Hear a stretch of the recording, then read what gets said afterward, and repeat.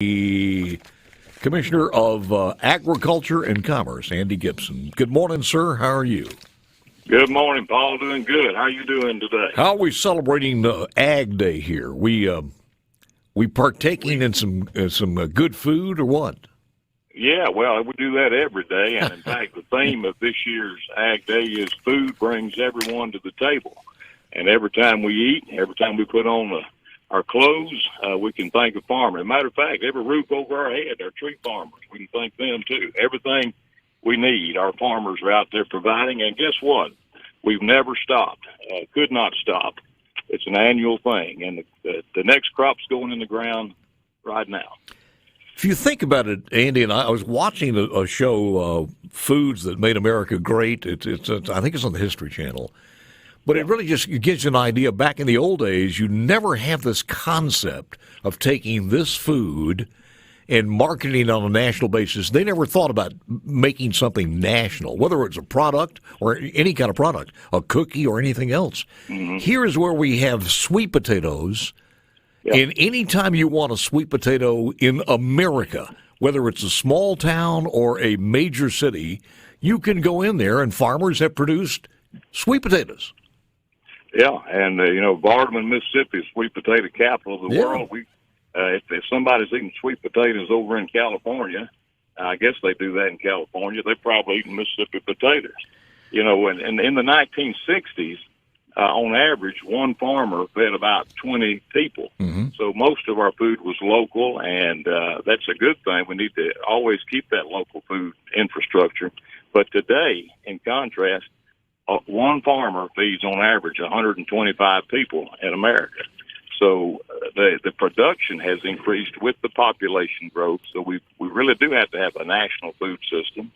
And at the same time, here at the Department of Agriculture, we're focused on building and strengthening our local food infrastructure as well. Commissioner, I know that you probably were giving input and behind the scenes as far as this House bill that was going to increase the taxes on farm equipment. What were your? I take that for granted, but I think you probably were calling some people. But what was your input on that? Well, yeah, of course. I monitor legislation, every bill that's alive while it's living, and see if it's going to impact Mississippi farmers and producers. And we did have some very fruitful discussions with the legislature, and I'm very glad that I do want to say I appreciate the House taking the farmers and loggers out of the proposal, because it's important. At Mississippi Agriculture, most people don't realize this, but agriculture is and has always been Mississippi's number one industry. Mm-hmm. A third of the people in Mississippi who have a job are employed in agriculture-related work, and so we've got to keep agriculture strong. And I do appreciate that action, and I appreciate everybody in the legislature. The Senate's looking at it and studying it, and we'll just have to see how it all shakes out during the last few days of this session. I do want to ask you, since this is National Ag Day and National Ag Week, in the last 20 or 30 years, how has it changed as far as ownership is concerned? And where do you think it's going? Well, I will say this, 90%, so let's get that all out of the way, 90% of your farms in America are still small family farms. And that's farms of, 200 acres or less. In Mississippi, the average farm size is about 300 acres. Mm. So those are small farms.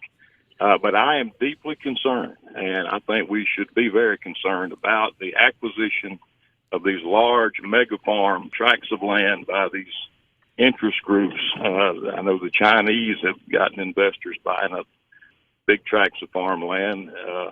Bill Gates has apparently bought up a big chunk of land, even in Mississippi here, to do studies on what he's calling sustainable farms. And I think the guy that owns Facebook is buying up farmland. I don't know what either of them know about farming, but I'm concerned about that. I think it's something we need to watch. But at the same time, the vast majority of our farms are still small family farms.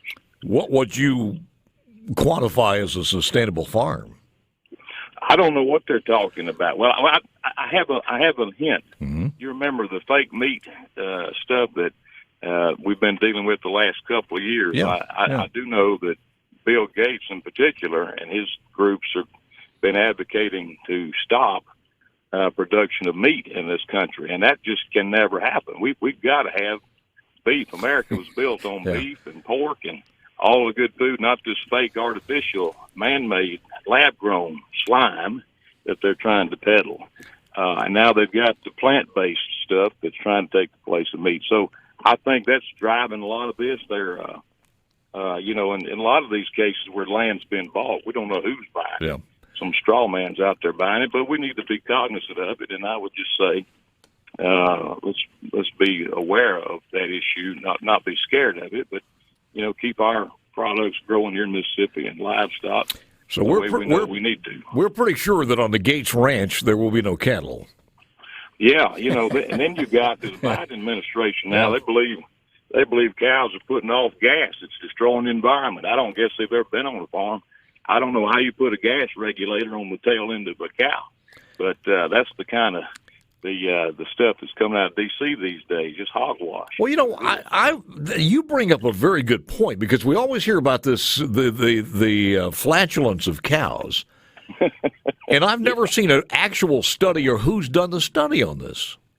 Well, somebody that's gotten educated way beyond their intelligence has studied it and figured that cows are putting off methane gas. Well, guess what? Mm-hmm. All of us do, I guess, at some level. And, at the same time, the farmers in this country are the ones producing the oxygen that we breathe. The carbon dioxide is being taken out of the air by the plants that we grow, by the grass that the cows. Yeah, absolutely. So, but the original conservationists are farmers, and we want to keep it that way. I did want to ask you, any events coming up at the Trade Mart or the Coliseum? Yes, we've got a big Mudbug Crawfish Festival, Mudbug Festival, April the 7th through the 11th, and this is the first time we've done this in a long time. We've got Frank Foster coming in that Saturday, and we're actually having a miniature carnival here, about 20 rides we'll have there. How about that? When is this going to be? April the 7th through the 11th, and it'll start out on a Wednesday and go all the way through Sunday. And we have a crawfish eating contest, a crawfish cooking contest, and rides for the family.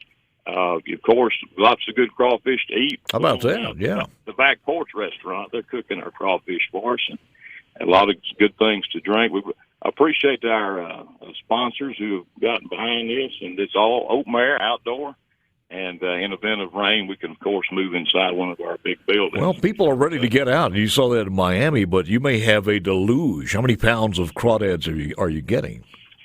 We're getting plenty. We're expecting several thousand people. We really don't know what to expect. Yeah. But I'll give you some numbers here. For example, the State Fair was a 60% attendance, so that was back in October. And that was that. And then the Dixie National was about a 90% attendance. Whoa. From prior years. So that there is an indicator to me that people are ready, willing, and able to get out. And now I think it's even more the case. So we invite everybody to come.